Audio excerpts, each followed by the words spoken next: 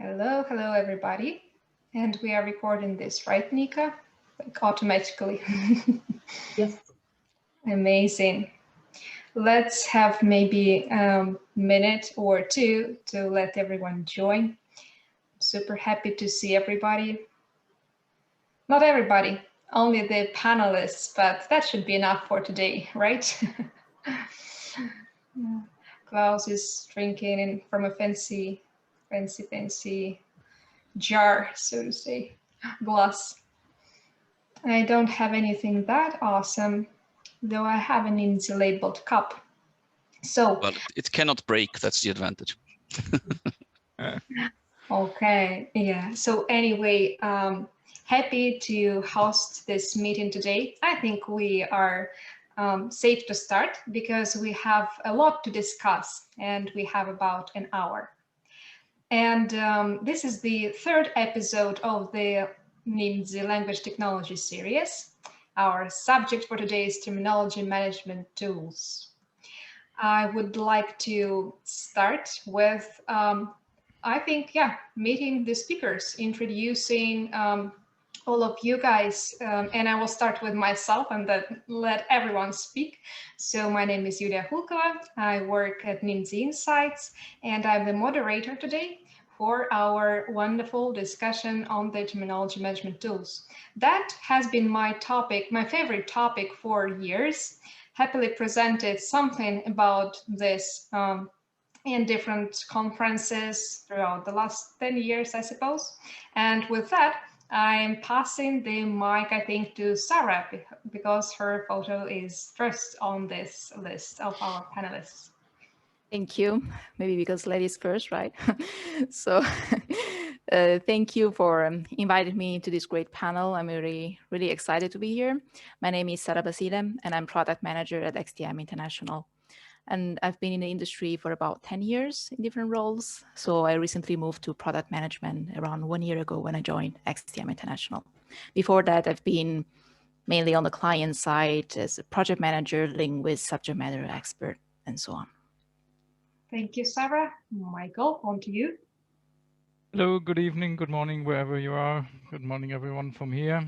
Michael, Managing Director of Corian, a German-based software company. I'm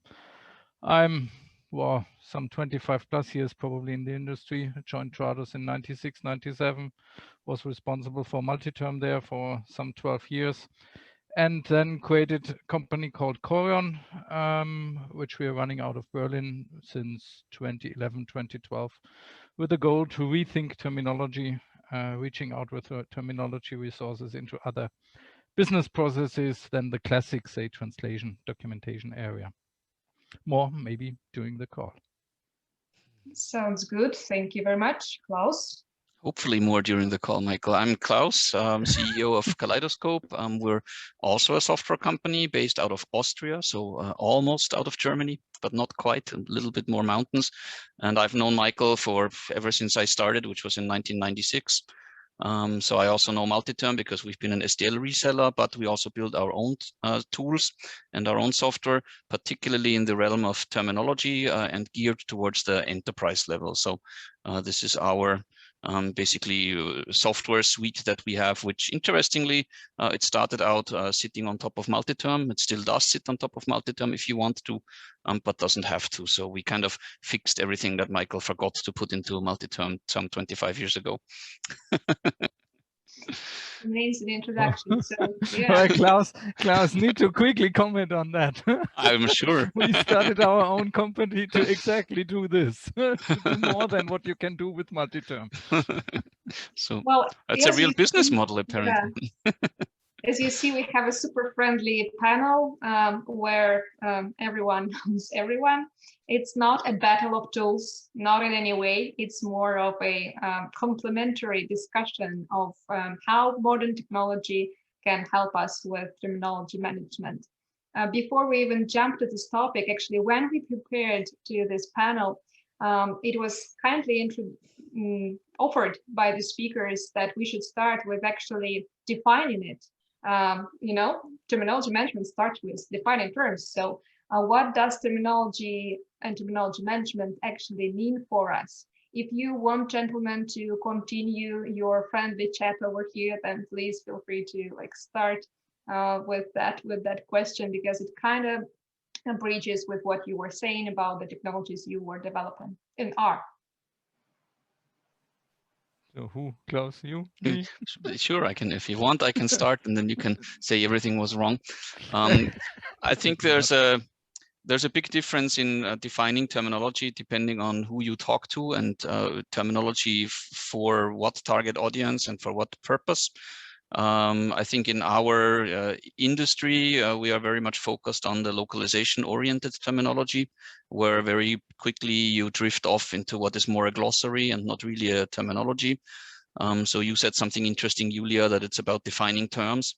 We could argue about that. I think Michael and I think probably also Sarah would argue that we're not defining terms, that we're defining concepts and assigning terms to them. So terminology, if you think a little bit outside of the localization industry, which I think all of us are kind of doing, it starts a little bit earlier. It starts by defining what you want to talk about. It goes into areas like information management. It goes into areas like making content even before it gets translated understandable, findable, intelligible. And also one very interesting aspect of terminology for myself actually is it's a very, very emotional topic. People can get really emotional about it. And I think it's just because language is something obviously everybody has.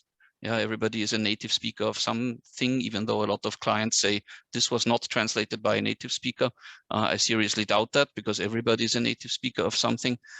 So language is something that is dear to everybody's heart. So terminology can get really, really emotional. And if I look at some enterprise clients, how long it takes them to agree on a certain term for a particular concept, or even on a concept, that can be a very, very long struggle, and you need a lot of diplomacy and a lot of processes in place to deal with that sometimes. Couldn't argue with that. True. Any additions? Well, I couldn't agree more, Klaus. All fine. So, Sorry. that's all how I see it too. When you ask what does terminology mean for us, or what do terms mean for us? Well, terms are kind of the language side of things. So they represent concepts. They represent the external world. They represent knowledge. They represent the truth. Or let's say terms are the language surface to enter a deeper level, namely the substance, the things behind them. And so their terms for me or for us are rather the entry point, the linguistic surface, the string that represents a given thing. And then from the term, you come to the concept, you come to the knowledge behind, and then you can travel along the concepts, and you're no longer just on the language side of things. So the terms are kind of a bridge between the surface, the text, the language, and the concept, so the meaning behind the terms. So this is also what is driving us when it comes to data work. Actually, very interesting, and thank you for commenting about the concepts. Before we pass the mic on to Sarah, a quick note that is actually kind of interesting that among the tools that do now name themselves as terminology management tools, some of those would even not have the such option as a concept in a glossary entry. So we now have more than 40 terminology management tools or components of terminology management in other technologies such as TMS, for example, Sarah's company XTM. And with that, I will gladly also hear Sarah's opinion on the topic about terminology and what it means. Sure. Well, I can first of all agree with both points, with both Michael and Klaus points, and I particularly what Klaus said really resonated with me, because I really strongly believe that terminology represents identity, first of all. So it can be like personal identity, but corporate identity at the same time. I've also seen myself, I witnessed that how terminology can create brand awareness, not just outside of the company for clients, but also within the company. And I've seen how building a strong terminology management workflow has helped company to collaborate better across different teams. So also working on starting from the very initial ROI discussion, then through terminology validation, setting up responsibilities and roles within the workflows related to terminology. So I think that terminology is really like an identity, but also at the same time a really great opportunity for corporates overall. Thank you very much for this opinion, because we actually moved to another kind of question which resonates with what you just said, and that was originally coming from Klaus and his presentation for SDL about like how to maybe even convince your boss wherever you are in a company to pay attention to terminology and invest in it, and in particular invest in terminology management tools also. Klaus, if you would like to elaborate on that. Well, from what we've heard, Sarah was talking about the brand identity, you know, and brand awareness and overall like image of the company. So that's definitely a benefit, but I think I should give Klaus the space to talk more on that. Sure, you will have to cut me off because you know that's my favorite topic, and this is an image actually that we came up with many years ago. And what I would like to say before I start out is that I'm not saying it's wrong to try to have consistent language. So this is definitely one aspect of terminology that is important. What I'm trying to say is that in localization, we very often don't think further than that. And I also see that sometimes in companies that when companies try to implement terminology systems or workflows or processes or whatever, they also get stuck there. And I think that's too bad, because it will be really tough to present an ROI that is based on consistent language, because at the end of the day, I always say it does not make your product better if the language is consistent. It doesn't work better or worse. So I think we have to look way beyond consistent language when it comes to trying to make terminology attractive or appealing. And this is one chart that we came up with a while ago that, you know, highlights many different things you can try to quantify and talk about, and two of them are underlined. So search engine optimization, SEO, and findability. That's good because it allows you to actually analyze and quantify, and AI projects, because obviously terminology is super important for AI projects of any kind, but of course also neural machine translation. So this is one way to try to argue the ROI of terminology. There is a completely different way, which I almost like better, because at the end of the day, what you see here on the screen is a little bit like an insurance salesperson saying, well, if you have this, and if that ever happens, you better have terminology. Yes, that's true, but it's not always easy to sell it that way. I mean, if you manage to calculate it, perfect. But I think, and there are actually a lot of ways you can do that. There is literature out there by the German Terminology Association, by TECOM. So literature exists on how to calculate. But I think another approach is to say, really, as a company, there's absolutely no way to not have terminology. It's like a friend of mine, Paul Václavík, said, you cannot not communicate. He's of course not a friend of mine. It's the same thing as with terminology. You cannot not have terminology. That just is not possible. So every company is managing terminology because you have to.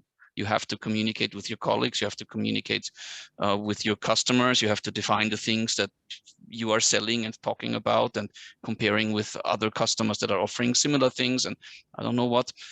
So you have terminology and you are dealing with it. There's no alternative to that. But what you can decide is, do you want to do this in a chaotic, haphazard way, without having a clear process, without writing down the decisions that you take? Or do you introduce terminology management, which at the end of the day, I like to say, it really is just putting a lean and reasonable process behind something you're actually doing already. So terminology management doesn't necessarily bring new cost to a company, because you already have that cost. It might make it apparent. That's a similar problem as in the localization industry, that very often customers are not aware how much they're spending on localization, and they're not aware how much they're spending on terminology either, as long as it's not a cost center. So that might be a downside, that you put an actual price tag to it once you define a process. But I always like to say there's variable costs, and there's some literature by Mark Childress and others about that. So terminology has an ongoing variable cost, and by putting it into a more lean and managed and process with clear responsibilities, you reduce the variable costs. So it simply is cheaper over the long term to manage terminology in a sensible way. Of course, you have upfront costs. You need a system, you need a process, you need to do something about all the existing data. But once you're behind that, then your variable cost will decrease. Well, I actually stopped talking by myself. What do you say? You did. I didn't have to interrupt, actually. Thank you. I hope that will kind of conclude our overall opinion on the matter, because we have much more to talk about today. So let's assume we all agree with that, and also talk about some things we promised our audience to talk about.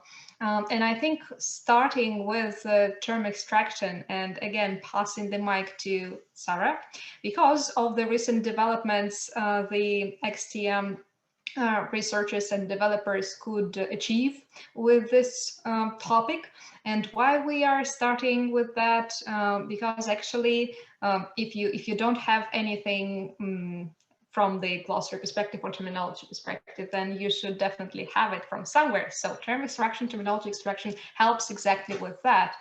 And so, Sarah? Thank you, Julia. Yes, so definitely terminology extraction is really a very good step in case a company, as you said, needs to start from somewhere. So usually, and I think that also kind of has to do with the ROI discussion. So for companies that would like to prove that ROI and would like maybe to start small or run a small proof of concept to prove like the benefits of a efficient terminology management workflow within a company, then starting from a terminology extraction workflow on maybe a small set of data could significantly help the company to prove that ROI.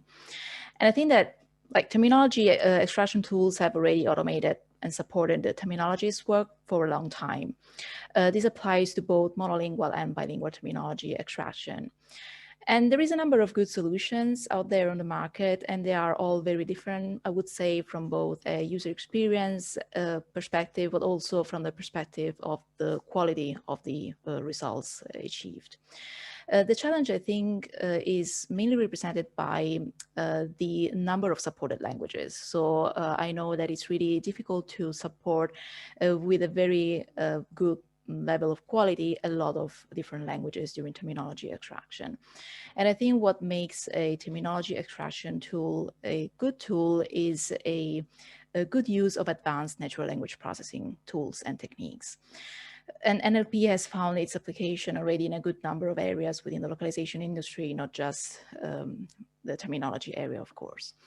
I can tell you more about the NLP processes we use a XTM and that support our terminology extraction features. So we have both a monolingual and bilingual terminology extraction feature. The monolingual terminology extraction can happen during project creation. So while the project manager runs the project analysis, then XTM automatically extracts term candidate coming from the source language. And then they are presented in an Excel spreadsheet that can be downloaded from the project files. We also support the bilingual terminology extraction feature, and this covers mainly two use cases. So we can think about a user, maybe a PM that would like to create like a dictionary or a glossary of terms in the source and the target language by starting from an alignment of parallel documents. This is the first use case. The second use case is not just using maybe parallel text, but if the user has already a bilingual file, for example, TMX or XLA file, during file import into the translation memory, we can also run the bilingual terminology extraction. And then the result would be, again, an Excel file containing the source, like the term in the source language, the term candidate in the target language, and additional information like context, sentences, and frequency.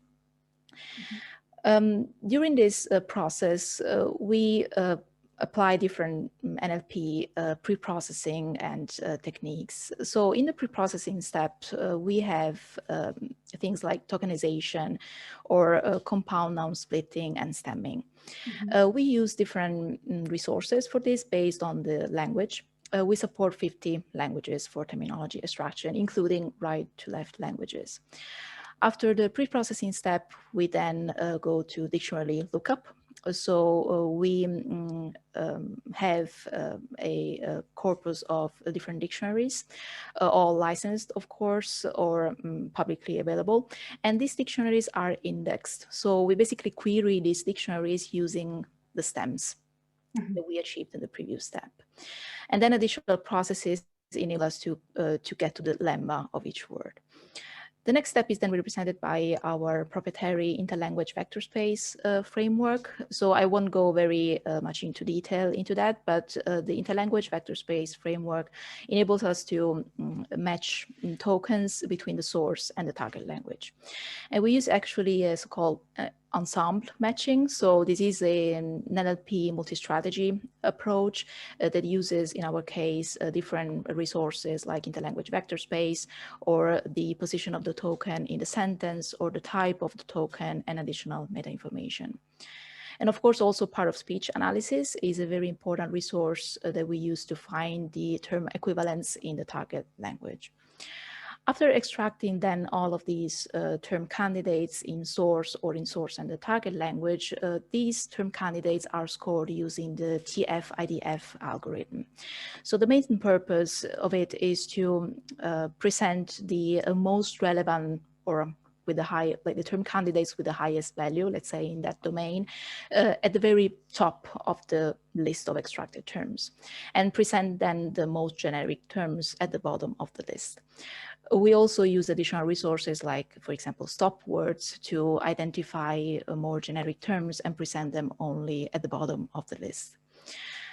Of course, also specific dictionaries that the client hosts on their own instance can also help us to automatically exclude words that don't need to be presented to the client. So for example, in XDM, we use the concept of customer. So if for a customer, there are already specific dictionaries, then we can automatically exclude the terms that are contained in those dictionaries. And there are still a lot of challenges that need to be addressed. For example, when talking with clients about terminology extraction in general, one of the most recurring topics is an efficient way of handling orphans.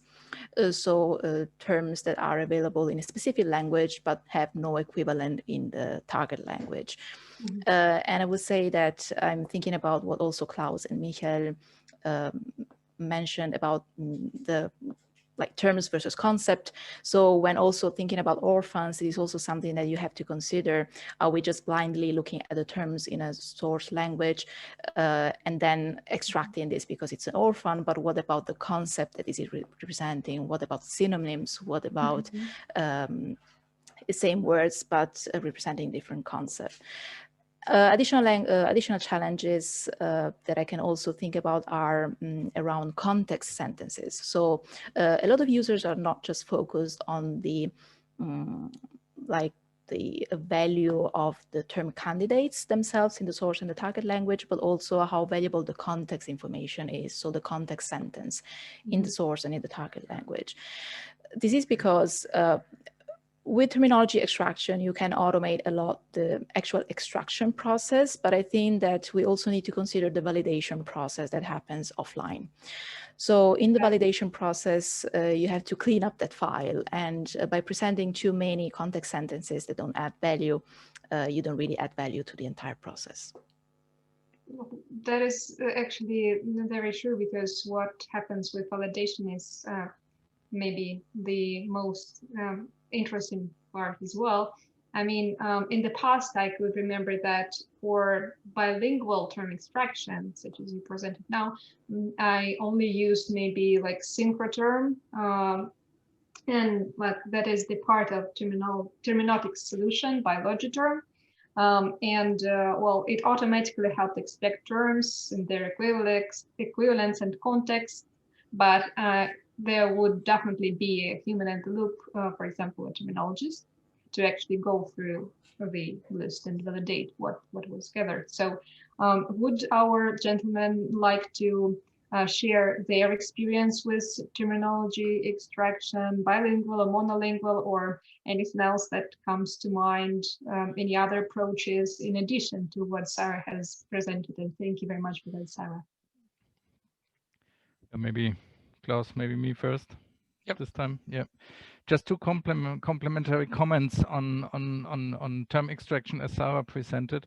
So there are two aspects, obviously, that need to be considered. The one thing is that the bilingual term extraction, or term extraction in general, is initially just generating a list of, say, good term candidates. What is usually not done during term extraction is the conceptualization aspect. So when we have two candidates, do they represent the same thing, the same concept, or are they different? For instance, I have a text where I have the pattern HTML, and some further down in the text I have something like hypertext markup language. Do they represent the same thing, or are they different things? They represent the same thing because HTML is just the acronym for hypertext markup languages, as we all know. So that conceptualization piece is obviously something that is a bit more difficult from a processing point of view. Indeed, vector spaces and things like that may be a bit of an approach to resolve this. And then obviously from our point of view, when it comes to term extraction or conceptualization, what is driving us is less the approach to find the candidates, but what is driving us currently is not only identifying terms, but identifying relations between concepts. So to automate the approach to develop a concept system behind the terminology database, so to say.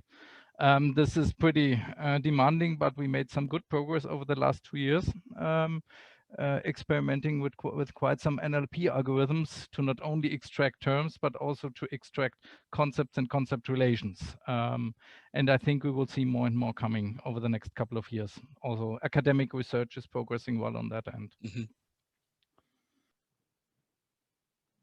Yes, I think that pretty much matches what I also was going to say, that you need to get then from the term to the concept. And there is interesting research going on that, on automatic concept extraction, relationship extraction, also even things like definition extraction, something like that. That's all very interesting. And I mean, obviously for term extraction, the big question is to find out, is this a synonym or not? And very often currently, since everything else is still kind of like in research phase and in the prototype phase, and there's some things from the University of Vienna also that are being added to the European language grid and things like that.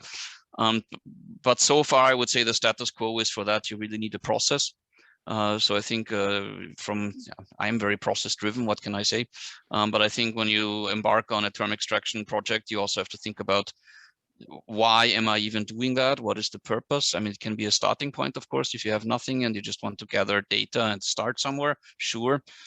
It is absolutely legitimate in the localization process to have term extraction there, because, as I said, yes, consistency is an issue in localization. But you need to think about what your goal is when you do that. Do you extract from the source and then refine it into what I would call a real terminology, you know, concept-based and with metadata, etc. And then you would rather produce a human localization, because who knows whether the TM actually really contains the correct representative of or equivalent of that term in the target language. Because who knows whether the translator happens to really understand the full concept when they translated this the first time. So yeah, it really, as so often in all of these things, it depends on what do you actually want. But of course, in terms of efficiency, terminology extraction after a certain point is just the way to go. And that reminds me of my master thesis that I actually wrote in 1990. Can't remember, 6 or something like that, on the topic of terminology extraction. And back then I concluded that if you have more than 350 pages, it's worth extracting with the machine. So Klaus, I really have to agree to that, what you're saying. This is all the research studies I've written over the last 20 years on extraction and conceptualization. If you have a small set of input data, yeah, human activity is probably more reliable you're and just faster.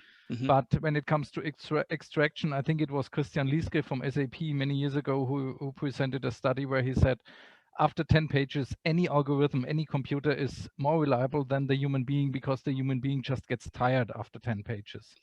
And same goes for conceptualization. So after a given set of data, when the volume is big enough, and it doesn't have to be big, so it just has to have a decent size, then the computers are better. By the way, while we are on this subject, not yet moving into the other, does anyone want to leave one of the questions from the attendees by Catherine? What do you mean by candidate, meaning term candidate? I can answer that, but maybe Klaus should, because he has written a thesis on I think any of us could answer what that means. So essentially, the problem with term extraction is that it extracts words at the end of the day, which for some reason or other the software believes to be terms. That, you know, there certainly are systems that do a better job in guessing that than others. But at the end of the day, it's just an intelligent guess by the machine. I think this is a term.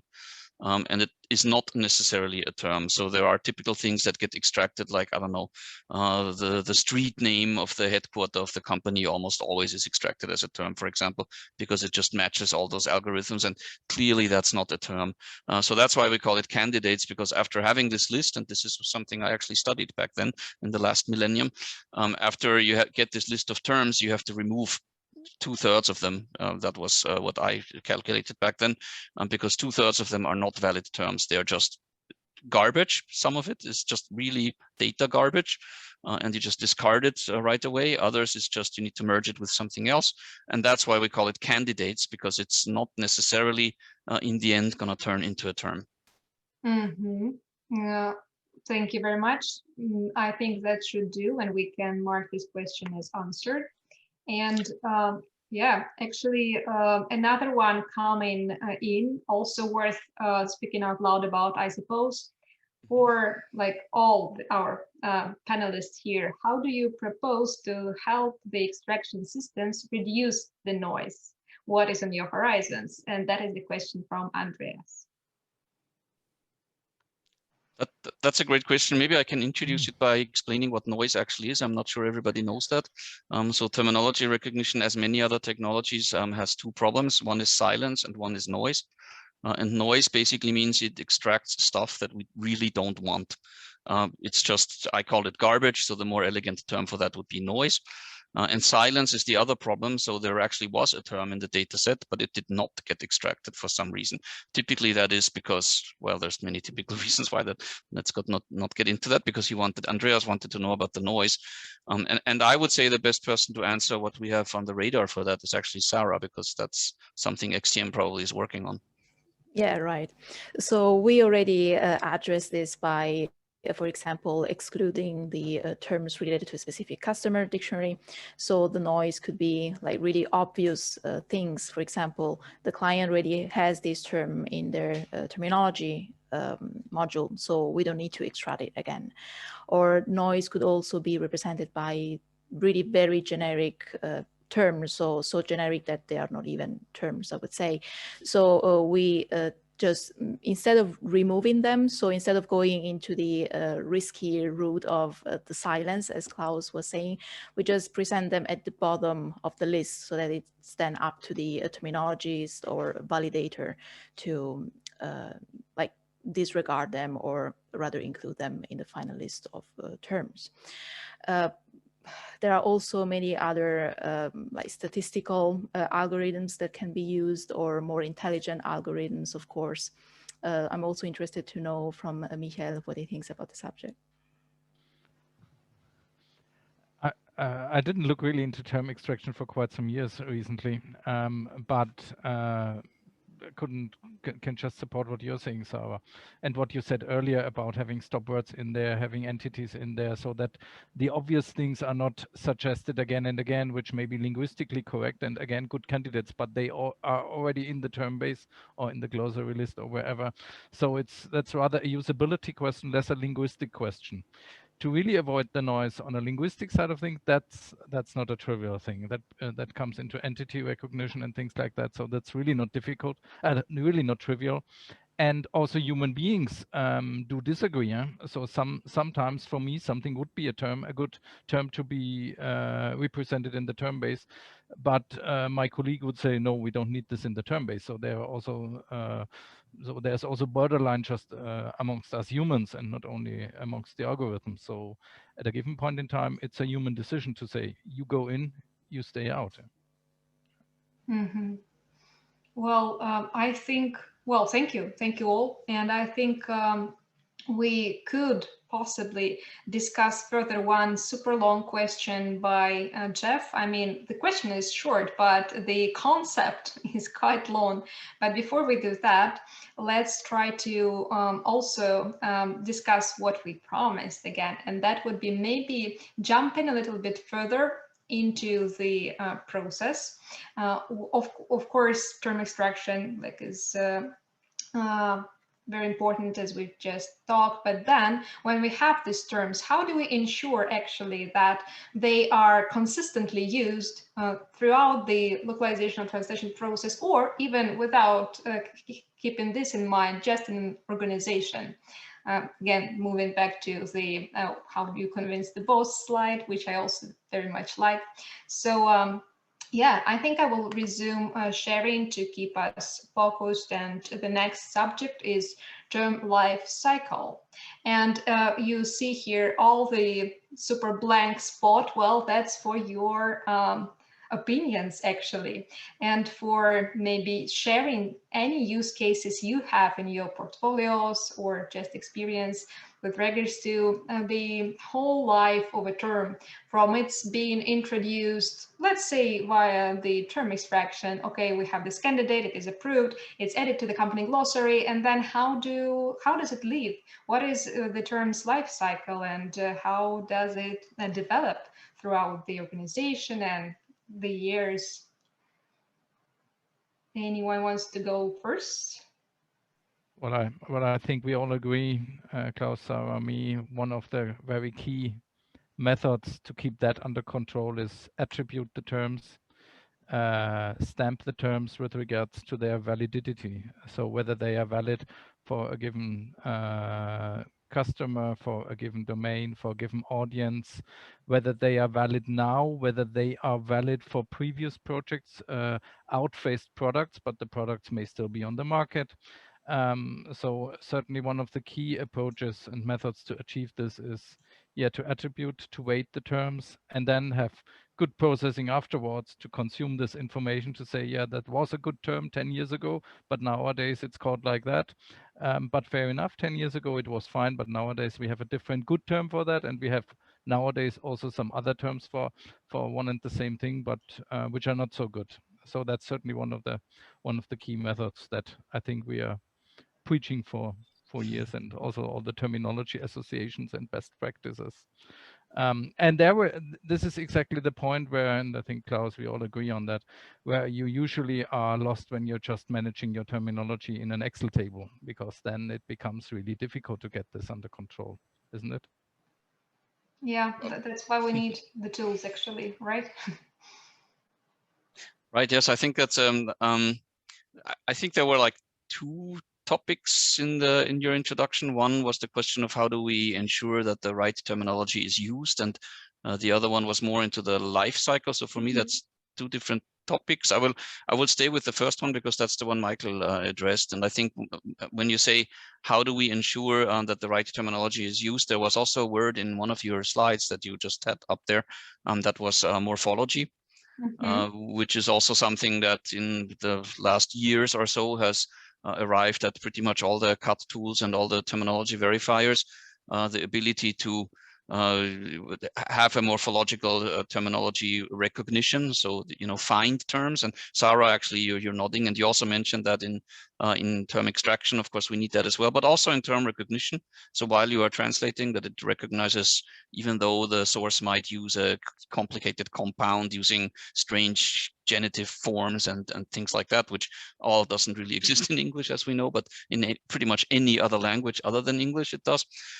So that's, of course, important. But when it comes to verification and making sure you're actually using the right terminology, I actually very often find that the data, the terminology data that is being used to that is not sufficient. As exactly as Michael said, it lacks metadata. So a very simple thing is, well, if you don't have a usage status, if you don't know whether a term is allowed or not, you cannot really verify it. But it goes a lot further than that, because language, unfortunately, or maybe fortunately, that's why human beings are still in charge of language. It's not black and white. So things are not always wrong and always right, but they depend on certain things. Like Michael said, you might have, I forgot your example, Michael, but you might have things that are right in a certain time frame, and then later on they're obsolete.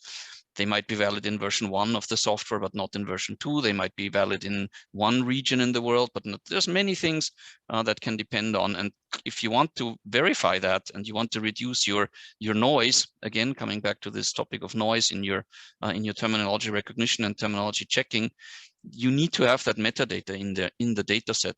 If you cannot filter out the things that you don't want to take into account, then obviously the tool will report this over and over again as a wrong term, because nobody told it it's not a wrong term. And I'm not talking about stop words. I'm talking about, well, if it's only valid for product A in division A, you need to stamp it. You need to make sure the term knows that, or in this case, actually the term knows that. Yeah, and I really have to highlight one of the comments you made, that the morphology capabilities are really important, because, yeah, for English, maybe not that important. But when it comes to terminology verification, and verification means very often other languages than English, and very often the classic target language. And you want to verify particularly the target language there. And then you need a good or decent morphological component in your term recognition. Yeah. All right, thank you very much.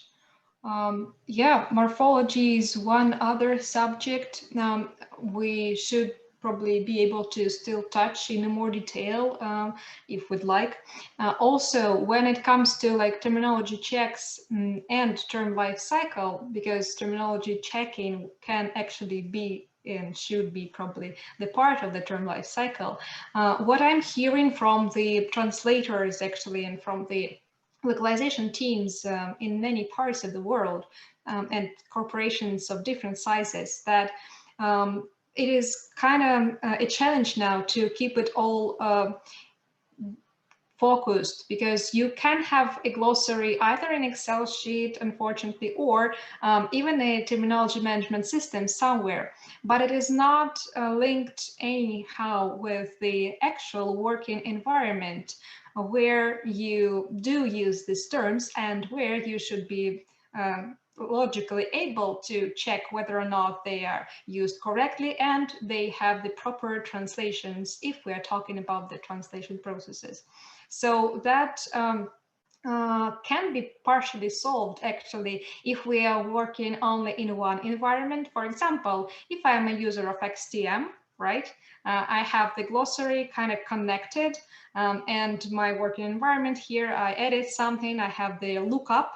I can search for terms, I can add comments probably on like some inconsistent even translations, or on the terms which I'm not sure about, or whatever, initiated discussions, and here we have the term living its life and being discussed and maybe edited, like in examples from Klaus and Miguel. So I don't know, Sarah, would you like to share how it is done, how the terms live their life within the XTM environment? Yeah, sure. So again, so the process can start, let's say, at the terminology extraction. But when I think about terminology lifecycle, I think actually about the entire process. So about even starting to talk about terminology in the company if it's the first time that the topic is even addressed. But let's say that the concept is clear and you get the buy-in, so you start by diligently extracting terminology. So then starting from the export of the terms, you can just use the same file and import that file into the terminology module. Then the terminology module, of course, is linked with the translators or reviewers working environment, which we call Workbench in XDM. And of course, through different checks, we can correctly flag and identify terms in the source and the target language. And in this case, the linguist can see if he or she is using the terms from the dictionary. And of course, considering additional meta information like the status, the validity, like if it's a forbidden term or an approved term or a draft term, then the linguist can see clearly which kind of terminology he or she is able to access. The morphological challenge is, of course, a big depending on the language, of course. We also have different methodology. We do have morphological reduction as well, but we're also challenged sometimes by highly inflected languages. So this is also an area we are constantly trying and improve. When it comes to I think when you were mentioning the topic about how can I check as one of the company stakeholders if my linguist or even content editors are using my terminology, so even just focusing on the source terms. Well, there are also very interesting solutions out there that can be embedded into the content management systems. So during the authoring process, the content editors can actually instantly get that feedback from the tool and make sure that they are using a consistent terminology. But what I also can hear very often from project managers and well, especially project managers, not really linguists, is also some the possibility to get actual data, like reporting on how often a specific term has been used, or how often a specific dictionary has been leveraged during specific projects, how often linguists have added notes on specific terms, so that you can really regularly track during the entire life cycle, not just terminology life cycle, but also project, localization project life cycle, if that terminology is really adding value. So, and how each stakeholder is consuming the terminology. Mm-hmm. Well, thank you very much. I hope on this slide you can, our attendees can see some examples about support morphology, the topic that we constantly keep returning to within discussing the term life cycle and terminology checks in particular. With that, actually, I would like to stop for a moment to answer a question which may be or maybe not, depending on how Klaus will handle it, linked with this subject. So actually, we had two requests to elaborate on the SEO, the SEO in terms, and basically terminology for these purposes. And I have read, I think, one publication by Klaus, or where he was interviewed by RWS Moravia, or it's no longer a term. I keep failing at remembering how they are called, because everything is so rapidly changing in their company. But anyway, Klaus, would you like to tell us a little bit more about that, or would you prefer me to read out loud the question? I can read out the question. There were actually two questions about the same thing, and I think the idea behind the questions is, how do you bring together search engine optimization and terminology? Does it make sense to bring that together? Does it not make sense to bring that together? And from my point of view, it absolutely makes sense for several reasons. One is a strategic reason. Terminology typically in a company has a hard time getting a budget, which we already discussed about, even though it shouldn't, but it still does.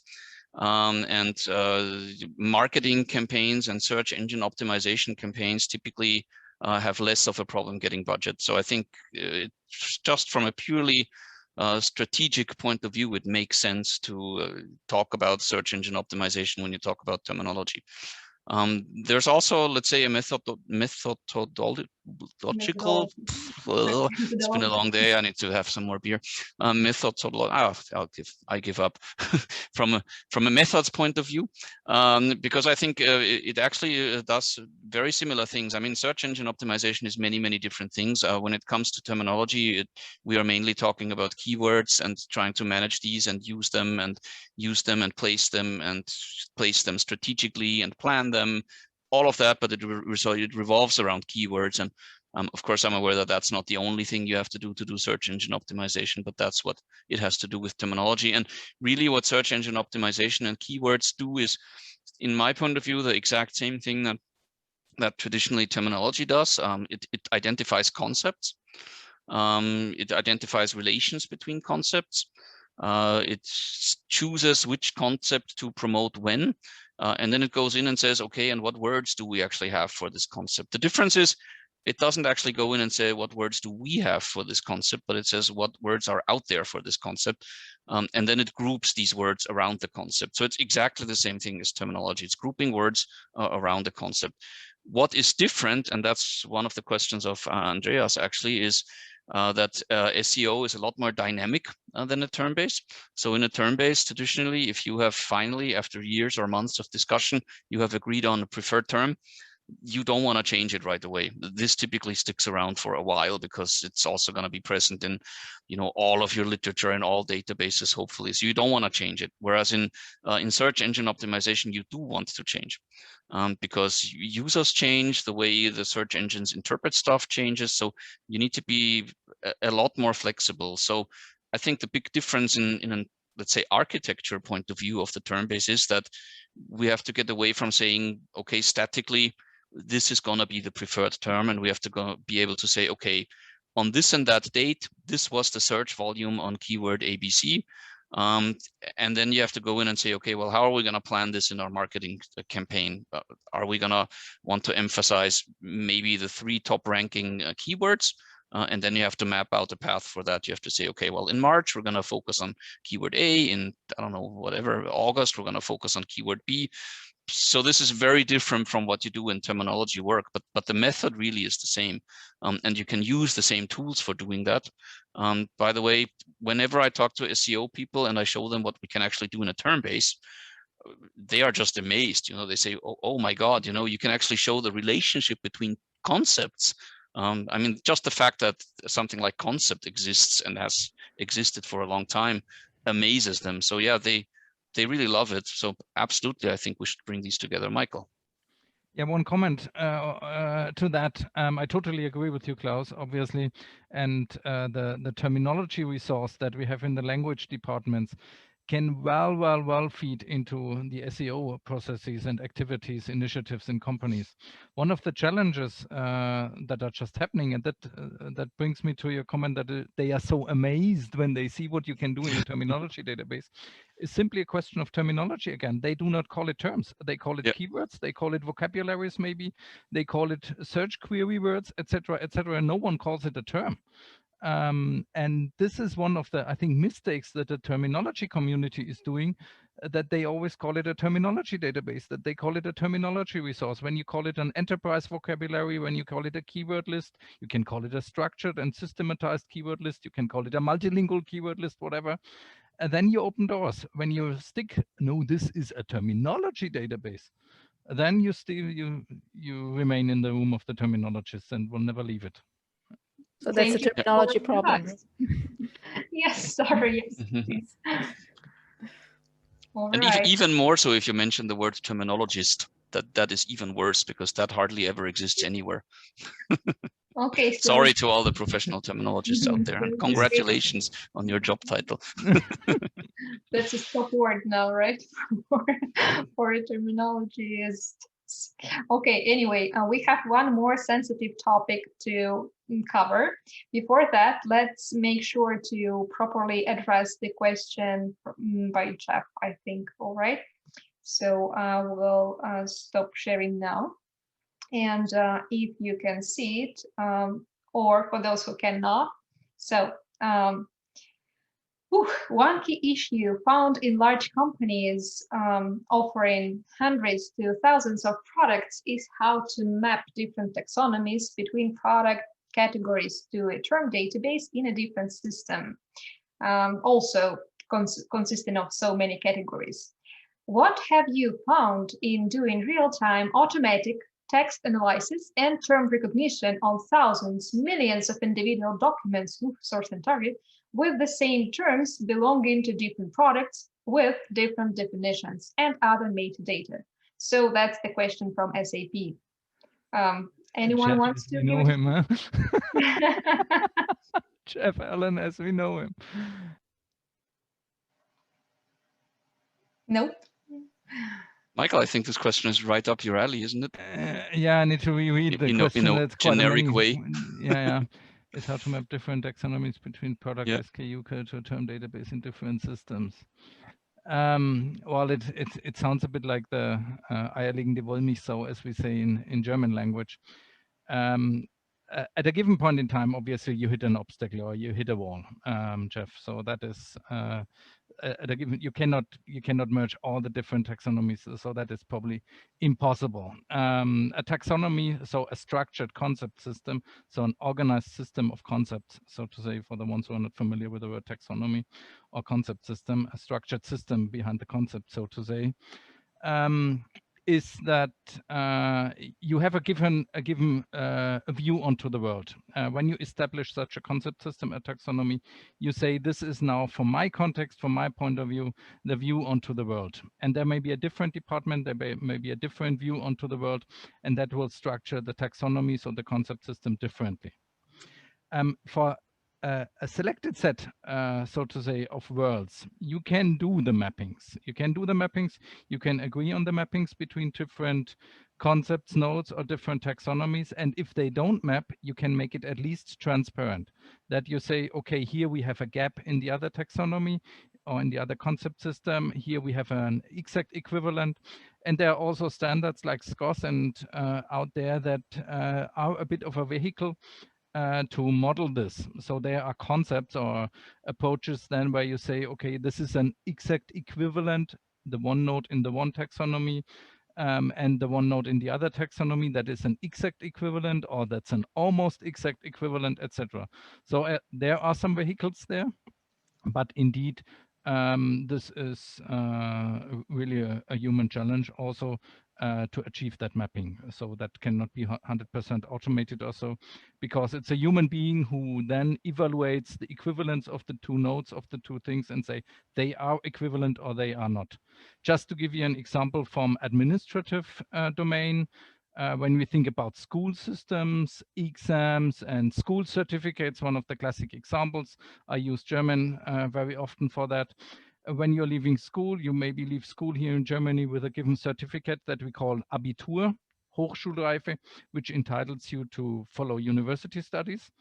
And in Austria, there's something similar that is called Matura. Now the question is, these two different concept systems, namely the educational school systems between Austria and Germany, is Matura the same thing as the Abitur in Bundesrepublik Deutschland as in Germany or not? And that's a human activity to judge about that. It's not a say a machine activity to judge about that. Right. Does anyone, Klaus, Sarah, want to add anything to this? If not, we can move on to a sensitive topic. Michael is the guru on this, so. Yeah. All right, so then. Nice, Klaus.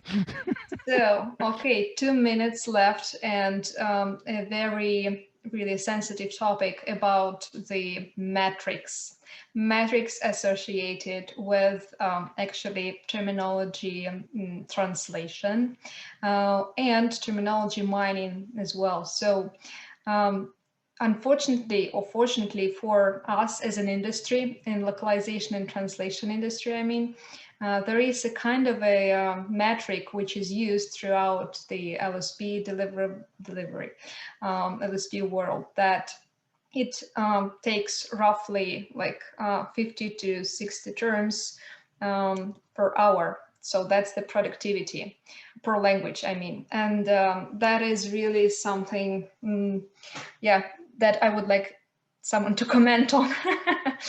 I mean, anything. Do you agree with that? Not agree? Pros, cons?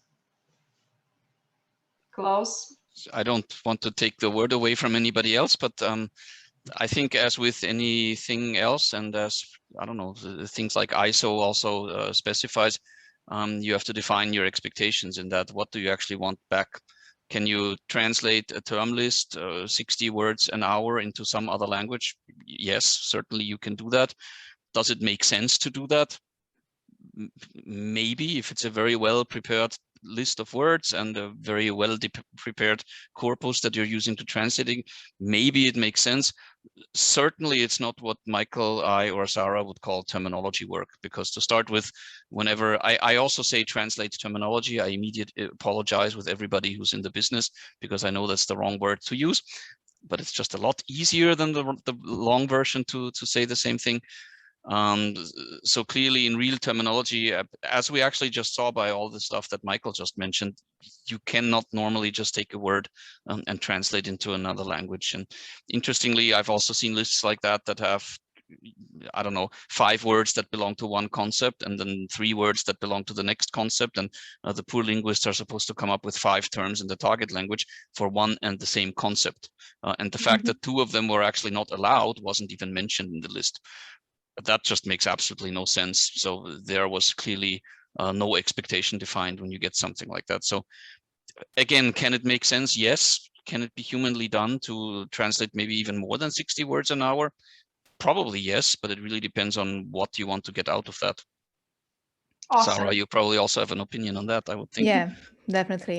And I think with metrics, there's always a big challenge, not just with terminology. When you define, even if you really go through a lot of use cases and try to come up with a metric, it's really something that you have to evaluate case by case with your language service provider, with your client. It also maybe makes sense to run some evaluation within the company to assess some trends, like on terminology extraction projects. What's the average like productivity provided by specific users? I think in this process, there are too many variables, also user-related variables, not just related to resources like dictionary lookup or how complex the domain is, how well-defined the translation memories are, or the dictionaries used. And the language is really unpredictable at some point. So what if in that list of 60 terms you come up, as Klaus said, with really a complex like concepts or potentially taxonomies, and you don't know how to map things right. So you go well beyond that 60 terms per hour.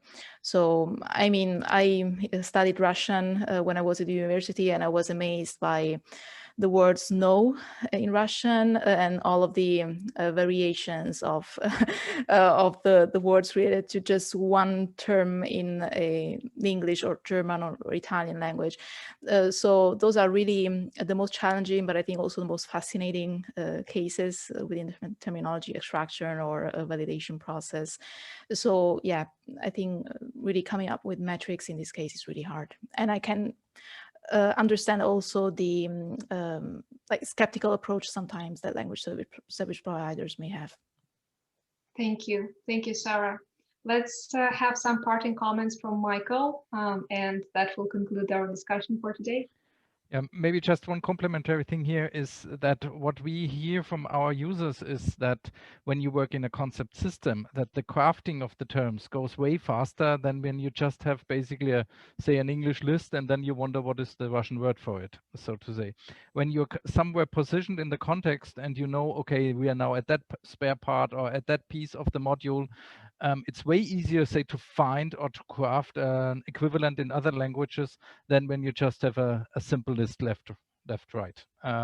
So developing the concept system costs a bit of time, but then crafting the words in other languages goes way faster. Faster, and it's also safer. Yes. Okay, Indeed. so here's to fast and safe terminology management, everybody. Thank you very much. And thanks to our attendees as well. Thank you. Pleasure. See you on our next webinar, if possible. See you soon. Bye. Ciao, ciao. Bye.